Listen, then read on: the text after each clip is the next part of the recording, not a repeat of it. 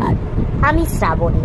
প্রতিদিনকার মতো আজও আমি তোমাদের একটা গল্প শোনাতে এসে গেছি। আজকে আমি তোমাদের গোপাল ভাঁড়ের একটি মজার গল্প শোনাবো। তো বন্ধুরা, তোমাদের প্রথমেই জানাই যে আমি একজন শারীরিক প্রতিবন্ধী।